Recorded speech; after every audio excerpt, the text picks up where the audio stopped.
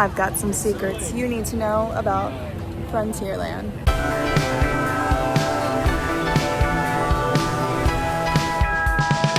Welcome back to the channel.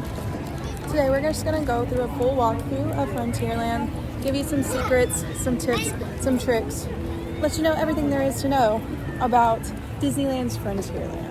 Themed to the American frontier of the 19th century, Frontierland is home to cowboys, pioneers, saloons, and gold rushes. Frontierland is one of the original lands from the Disneyland's opening in 1955. Walt Disney says, "Here, we experience the story of our country's past, the colorful drama of frontier America, and the exciting days of the covered wagon and the stagecoach, the advent of the railroad, and the romantic riverboat. Frontierland is a tribute to the faith, courage, and ingenuity of the pioneers who blazed the trails across America. Frontierland, during its early years in the park, did not feature many attractions and instead focused on having guests experience large open expanses of wilderness via stagecoach, walking trails, and so on. One of the ways guests could see these Western land dioramas was on an attraction called Mine Train Through Nature's Wonderland. Many remnants of this attraction can still be found around the land today. Unlike many of the set pieces used in Disneyland, the wooden walls you pass through at the entrance of the land were made using real ponderosa pine trees. Along the front entrance are some historic flags, including the King's Colors flags, the Grand Union flag, the Betsy Ross flag, the Star-Spangled Banner, the current American flag, and a few flags used in historic wars. The collection of stores that guests see on their left when entering Frontierland from Main Street is actually one large store, Bonanza Outfitters, which has multiple entrances and facades that resemble different buildings. One of these entrances is called the Crockett and Russell Hat Company. Looking under the sign that reads the store's name, you can spot a few windows on the building's second story. The middle window reads Davy Crockett Supply Co. and is run by Fess Parker. Fess Parker is the actor who played Davy Crockett in Walt Disney's many series about the character. And if you look above the door frame, you'll notice the number 503. 503 used to be for Pendleton Dry Goods Emporium, hence the 503 number, which is the area code for Portland, Oregon, where Pendleton is headquartered. It was an opening day business, and there was even a special label on some of the items which featured the castle. It changed to a generic merch store in 1990. And then just outside the Silver Spur Supplies portion is, for most of the year, a fairly normal-looking tree. The oak is known as the Halloween tree, and it's given a special makeover every year around Halloween time. This is done in honor of Ray Bradbury, the writer of Fahrenheit 451, who wrote a novel in 1972 titled The Halloween Tree. The tree was dedicated to Bradbury in 2007 on Halloween, and its decoration has been a tradition for the park ever since. Right under the Bonanza Outfitters sign, you will see a window for Texas Glen's Honey Bee Farm, run by Glenn Hicks. This is dedicated to a Mine Train Through Nature's Wonderland cast member, Glenn Slippery Hicks. Inside, one cool thing you'll find at the back of the shop is a music machine. When given a quarter, it'll make music.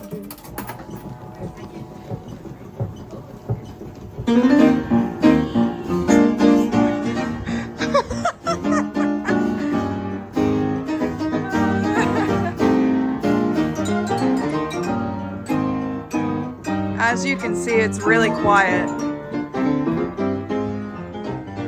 Give me a little jig. And two shops over, you'll find another machine called Woody's Hoedown, which has a marionette of Woody from Toy Story. It was repurposed from a Country Bear Jamboree themed Hoofin' Henry machine, which appeared in the Teddy Bear's Swingin' Arcade.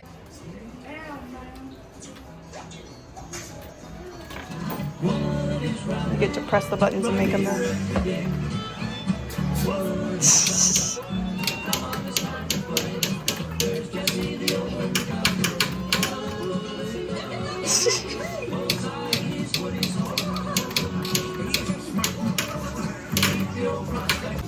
There's also a screen in the back that plays different shorts. This is from one of the old sing-along DVDs. Earlier they were playing a song from Encanto, so it plays different things throughout the day.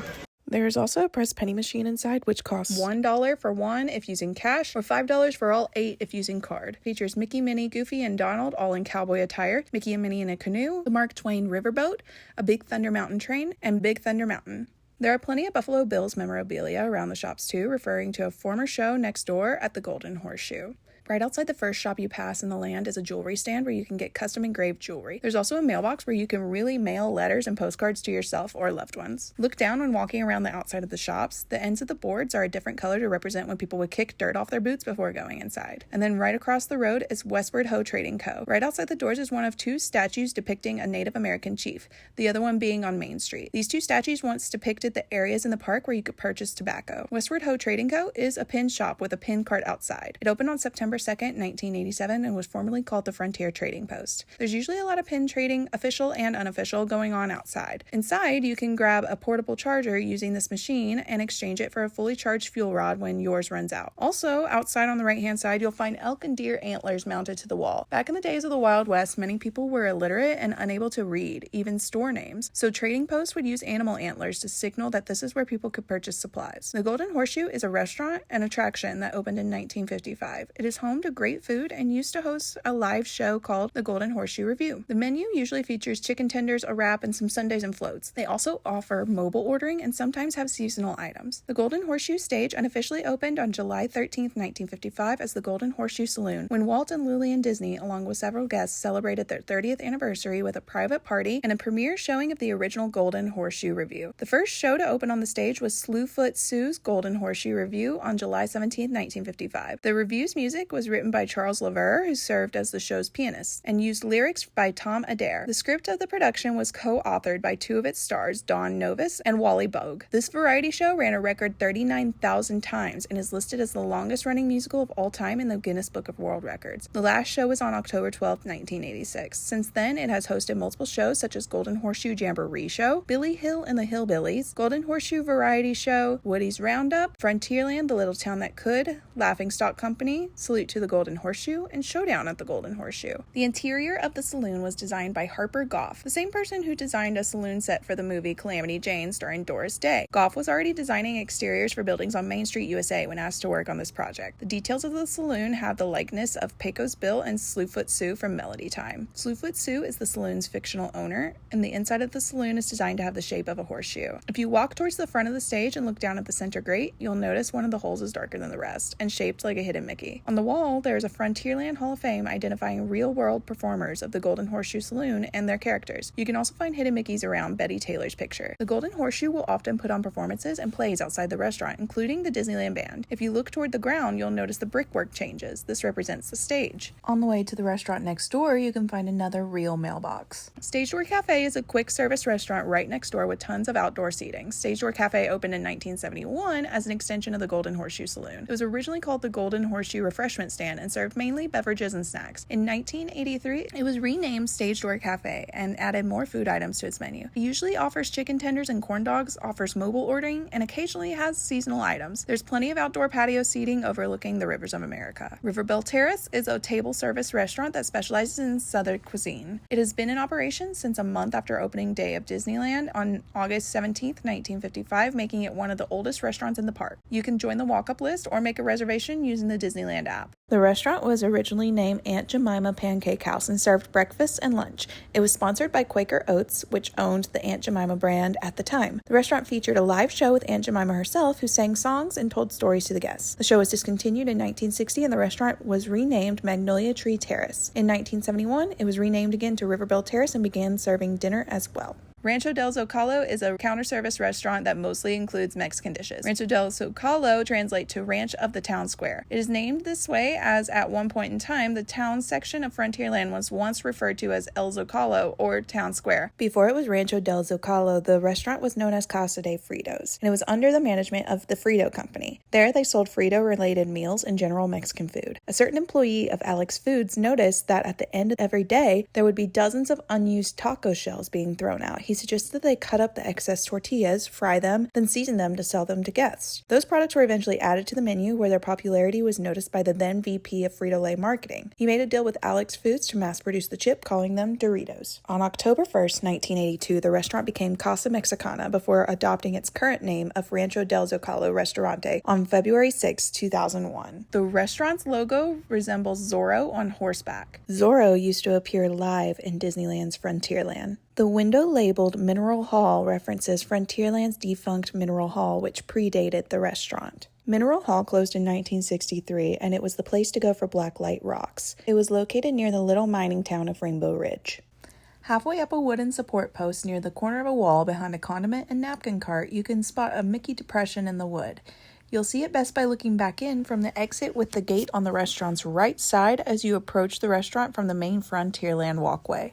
You can occasionally meet Miguel from Coco or the Madrigal sisters from Encanto. You can also find several snack carts around the land, including a pretzel cart, an ice cream cart, a churro cart, a popcorn cart with a Davy Crockett Roasty Toasty, and Ship-to-Shore Marketplace, which offers turkey legs, corn, pickles, hot chocolate, and other snacks. Rivers of America is the host of 4 attractions: Sailing Ship Columbia, Mark Twain Riverboat, Pirates Lair on Tom Sawyer Island, and the Davy Crockett Canoes. Joe Fowler, Disneyland's construction supervisor and former Navy admiral, insisted on creating a dry dock for the ship along what became the Rivers of America. Walt Disney, dismayed at how much land was taken up by the massive excavation, referred to the dry dock first as Joe's Ditch, and then later Fowler's Harbor. Near the Rivers of America is a petrified tree. This was a gift from Walt Disney to his wife as an anniversary present. In 1957, she donated it to the Disneyland Park, where it remains to this day. It is estimated that this tree is anywhere from 55 to 70 million years old, making it the oldest thing in all of the Disney parks. Along the rivers is a mural advertising excursions on the Mark Twain Riverboat. The mural depicts Disneyland Paris's Mark Twain passing by Fort Comstock. If you walk along the lowest tiered path in New Orleans Square toward Bayou Country, you'll notice a small archway built into the wall, with a plaque marking 1764. This mysterious hidden gem is the 1764 crypt, the only remaining artifact of an early concept for New Orleans Square. In the early stages of development, Imagineers envisioned a crypt-style tunnel leading from the Haunted Mansion to Tom Sawyer Island, filled with pirate treasure and ancient skeletons. The tunnel would have been a walk-through attraction, including an arcade, saloon, and a pirate hideout. Though the crypt concept was eventually abandoned, many of the attraction's elements are now part of Pirates Lair on Tom Sawyer Island. Mark Twain Riverboat is a 20-minute riverboat ride around the rivers of America.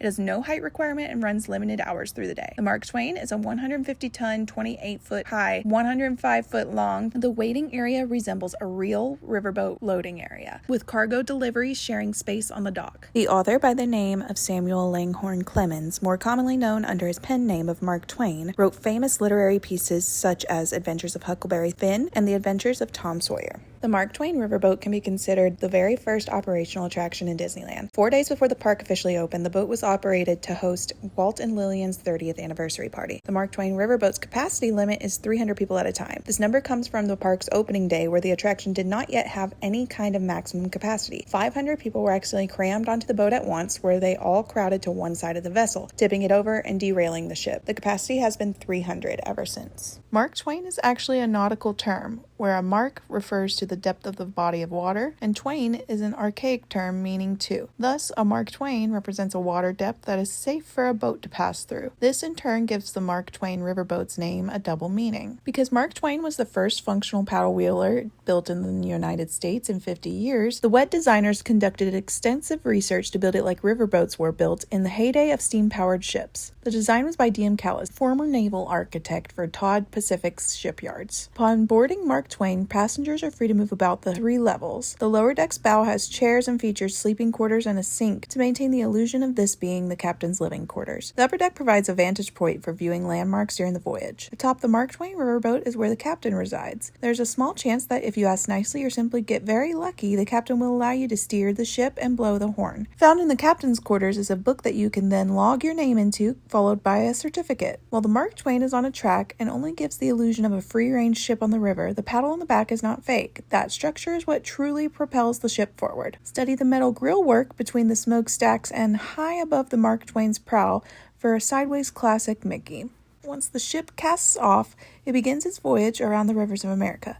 The ship, which has 3 masts and rigging but barely unfurls its sails, is powered by a compressed natural gas engine. The pilot signals the departure and arrival of Mark Twain using a whistle and bell system, along with various signals to other rivercraft attractions. Because the riverboat travels along a hidden guide rail throughout the ride, the pilot does not maneuver the ship. Instead, the pilot serves as lookout for other river traffic, such as Davy Crockett's Explorer canoes and the rafts to Pirates Lair at Tom Sawyer Island, and communicates his observations with the boiler engineer. The boiler engineer is stationed on the bottom deck towards the stern. This is where the throttle and reverser are located. From here, the boiler engineer controls the speed and forward or reverse direction of the riverboat. Steam from the boiler is used to power the paddle wheels, which push the craft along its guideway. The voyage on the rivers of America around Tom Sawyer Island features pre-recorded navigational commands by Jim Etchison and Peter Renaday. The captain is played by Disney voice actor Stephen Stanton. As you pass this bridge while sailing around the rivers of America, if you look under the bridge at the very end, you'll see in the shadows there is a hidden Mickey in the rocks. You can also occasionally see Jambalaya Jazz play or meet Tiana on board. I'm making a video right now to show all my friends everything there is to do around here. Ooh. What's your favorite thing to do around here? Well, I had to be eating all the holiday treats. Of course, I tried the pumpkin beignets today. You're my kind of person. The sailing ship Columbia is a 12-minute boat ride around the rivers of America. It has no height requirement and runs limited hours through the day. The sailing ship Columbia is a 110-foot-long, full-scale recreation of the first American ship to ever circumnavigate the globe, the Columbia Rediva. When it was constructed in 1958, it was the first 3-mast windjammer to be built in the U.S. in over 100 years. When Walt Disney decided that the rivers of America needed more river traffic and wanted another large ship to join the Mark Twain, he asked Joe Fowler, who was Disneyland's construction supervisor and a former naval admiral, to suggest a historic sailing ship for inspiration. After examining every maritime museum in the country, Fowler recommended the first American sailing ship to go around the world, the Columbia Rediva. However, there is only one known picture in existence of the original vessel. WED researchers used it, along with research materials from the Library of Congress, to design the Columbia. Architect, artist, and marine expert Ray Wallace was commissioned in 1957 to work with Fowler in creating the construction plans. The original designs were sketched out on a napkin by Ray Wallace at a meeting to discuss the final design of the ship. Wallace would later be known for designing the Lady Washington, a replica of the original Columbia's tender ship and prop ship for HMS Interceptor in Pirates of the Caribbean, Curse of the Black Pearl, and as Captain Hook's ship in Once Upon a Time. After Fowler told Disney that it was customary to put a silver dollar under each mast before it was set, Disney personally put one under each of the Columbia's 3 masts. More than just a ship, however, the Columbia also acts as a mini museum. If guests travel below deck, they can view and interact with a nautical museum, which shows what life was like for a 1787 crew.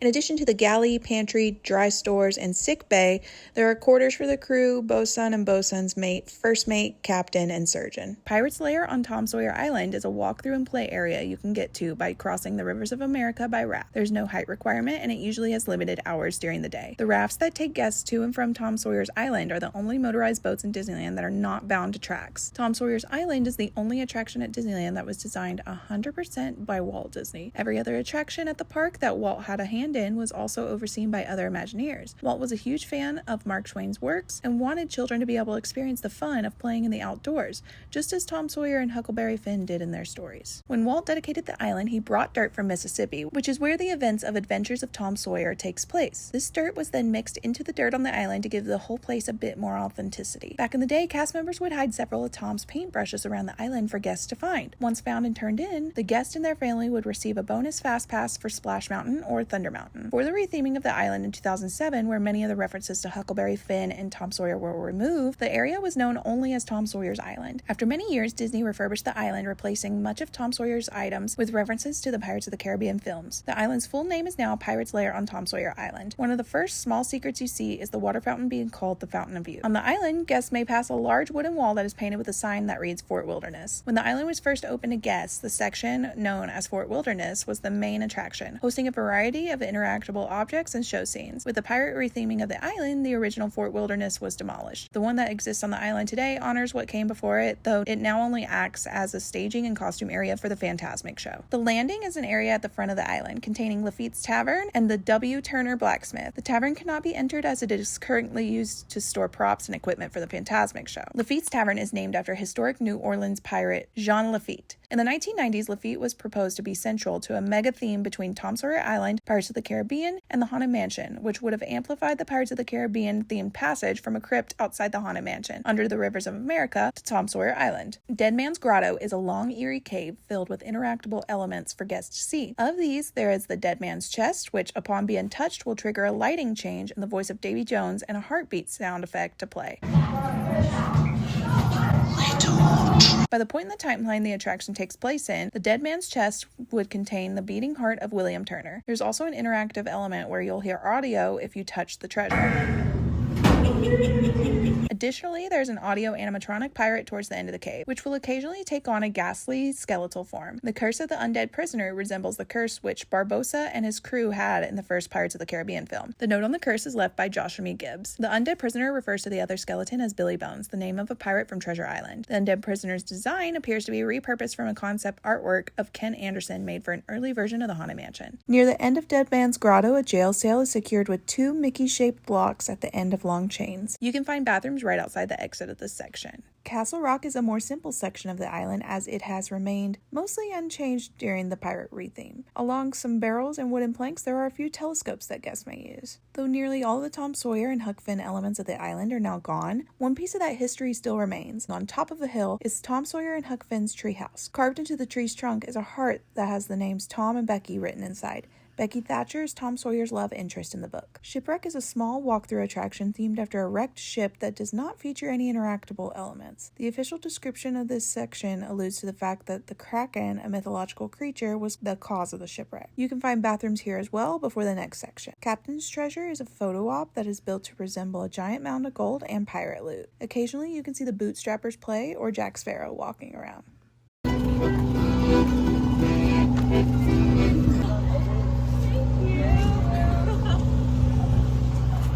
Hi, Jack. What are you doing?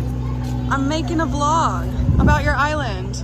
Oh, what now? A vlog. Oh, So people can, it's like a video, so people can come and visit you and see what you're all about.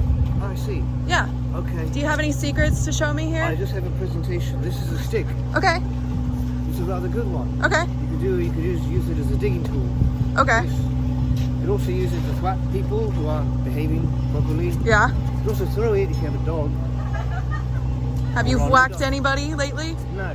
Off of the island next to the path within Frontierland that leads guests into Galaxy's Edge, called Big Thunder Trail, you can find a small pond with an abandoned tunnel behind it. This is left from the previously mentioned mine train through Nature's Wonderland. Around the same area as the stagecoach is the postmaster's office, a decorative building that sits just off the trail. This office has a few posters hung on its front wall. One of these signs warns guests of rattlesnakes, reminding them to check their boots for these reptiles. This is in reference to the catchphrase, "There's a snake in my boot," spoken by Woody from Toy Story. The Western Expeditions and Delivery Service Wagon is a play on Walter Elias Disney's initials, which he used to name WED Enterprises. On this service wagon is luggage addressed to Jason Chandler. Jason Chandler was a character originally created for the proposed land of Discovery Bay, which would have connected to Big Thunder Mountain Railroad's backstory and taken up the space used by Star Wars Galaxy's Edge, which the trail connects to. Jason Chandler was later reintegrated into Big Thunder Mountain Railroad's backstory as an ally of Barnabas T. Bullion and president of the Society of Explorers and Adventurers.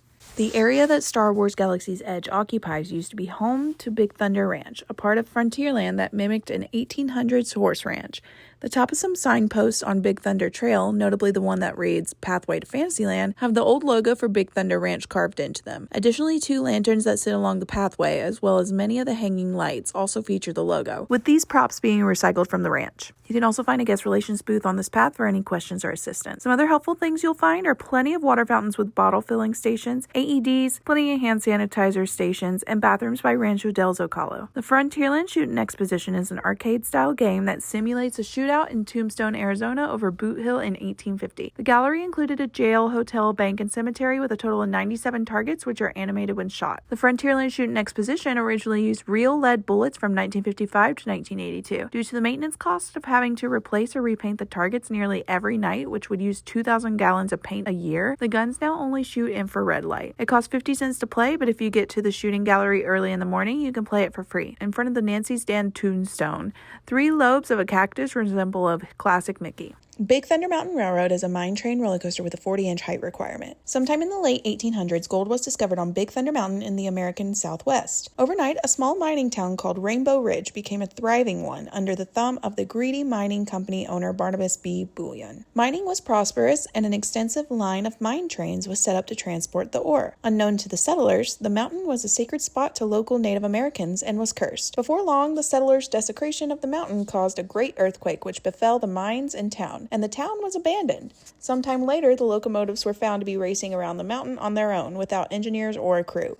The Big Thunder Mountain Railroad was founded in the old mining camp to allow wanderers to take rides on the possessed trains. Big Thunder Mountain Railroad was designed by Imagineer Tony Baxter and ride design engineer Bill Watkins. The concept came from Baxter's work on fellow Imagineer Mark Davis's concept for the Western River Expedition, a Western-themed pavilion at the Magic Kingdom, designed to look like an enormous plateau and contain many rides, including a runaway mine train roller coaster. However, because the pavilion as a whole was deemed too expensive in light of the construction in 1973 opening of Pirates of the Caribbean, Baxter proposed severing the mine train and building it as a separate attraction. The Big Thunder Mountain Railroad project was put on hold again in 1974 as resources and personnel were being diverted to work on constructing Space Mountain in Tomorrowland. But this delay may have ultimately produced a smoother ride, as the use of computers in attraction design was just beginning when the project was resumed. Big Thunder Mountain Railroad was one of the first Disney rides to utilize computer-aided design. The attraction finally opened on September 2, 1979. While the design of the Walt Disney World version of the ride was done first, Disneyland's version was the first one to open with a track layout mirrored. The name Big Thunder of Big Thunder Mountain Railroad originates from its predecessor Mine Train Through Nature's Wonderland. There were two waterfalls that guests would pass while on the ride. The larger of the two was named Big Thunder, while Little Thunder was the name of a smaller water feature located nearby. The mountains themselves are themed to red rock formations of the American Southwest. The rockwork designs in the Disneyland version are based on Bryce Canyon National Park in Utah. The original loading station of Mine Train Through Nature's Wonderland took place in a small western town known as Rainbow Ridge. Big Thunder Mountain Railroad, being the follow-up attraction to the old mine train, is still home to this very town. In fact, the buildings you pass near the end of the ride are the very same that once lined the mine train's old loading station.